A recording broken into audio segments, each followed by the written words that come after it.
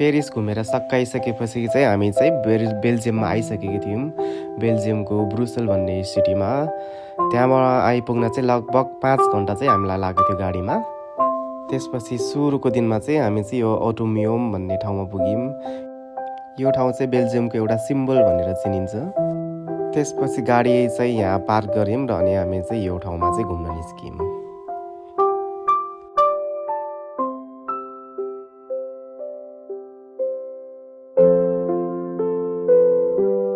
बेल्जियममा चाहिँ हामी चाहिँ 4 दिनको लागि भनेर एयरबिएनबी बुकिङ गरेको थियो।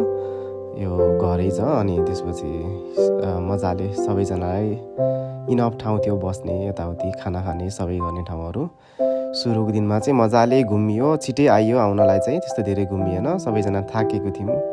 त्यहाँ पछि आमा पनि एकदम थाकेर लोत परेर बस्नुभएको थियो।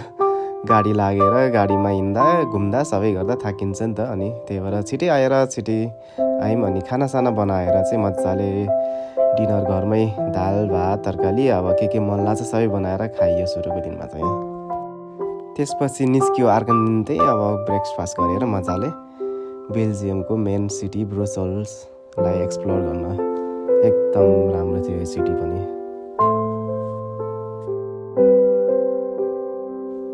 बेल्जियम चाहिँ पेरिसभन्दा पनि अझै पिसफुल लाग्यो। यो ठाउँमा चाहिँ त्यस्तो भिडभाड पनि थिएन पेरिस जस्तो। पेरिस चाहिँ एकदम भिड थियो बेल्जियमलाई हेरेर चाहिँ।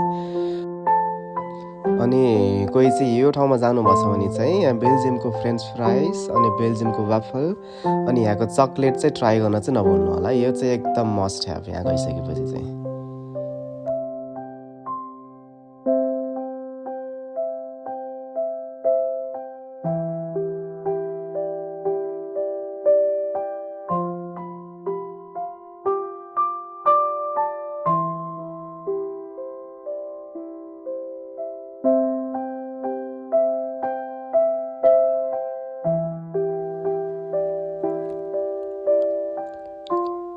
अनि यो ब्रुसल सिटी चाहिँ यही सिटीकै एरियामा चाहिँ सबै मेन ठाउँ छ घुम्नुपर्ने ठाउँहरू।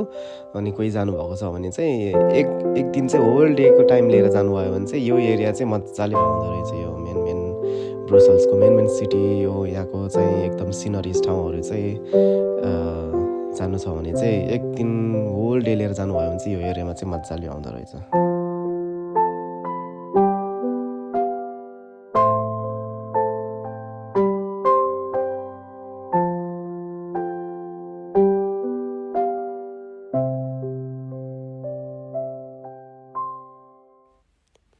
अनि यो भयो बेल्जियमको राजा बस्ने ठाउँ रे पहिलाको। अहिले चाहिँ अर्कै ठाउँमा बस्छ क्या हो सायद। यो चाहिँ जे होस् त्यहाँ राजा बसेर यहाँ चाहिँ बस्ने काम गर्ने ठाउँ।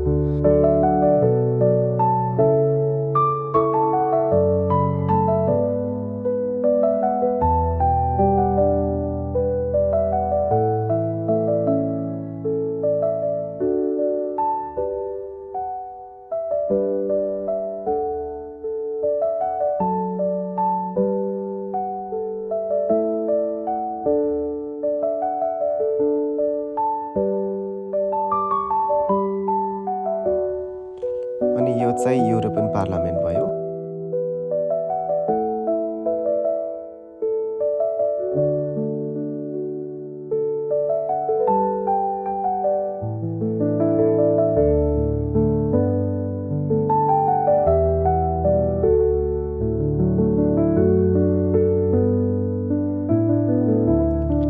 अनि थर्ड दिनमा चाहिँ हामी चाहिँ बेल्जियमको लुभेन भन्ने ठाउँमा गएको।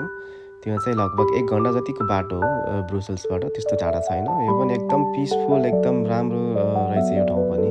त्यहाँ गएर चाहिँ हामीले चाहिँ हाम्रो कजिन सुरेन्द्रलाई पनि भेट्न पाइयो। एकदम रमाइलो भएको थियो यो ठाउँ पनि।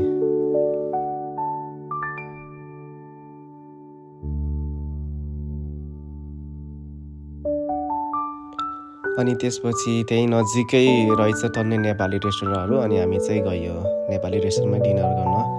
यो ठाउँ चाहिँ हामीलाई चाहिँ सुरेन्द्र लगेर गएको है। सुरेन्द्र ब्रोदर र अनुष्का भाउजूलाई चाहिँ धेरै धन्यवाद है तपाईँहरूले यो भिडियो देख्नुभयो भने चाहिँ। अनि त्यसपछि चाहिँ गयो हामी चाहिँ एकछिन इभिनिङ वाकको लागि। अनि त्यसपछि चाहिँ भोलिको चाहिँ हाम्रो छ ट्रिप अब चाहिँ एम्स्टर्डमतिरको। Next day we are going to Amsterdam.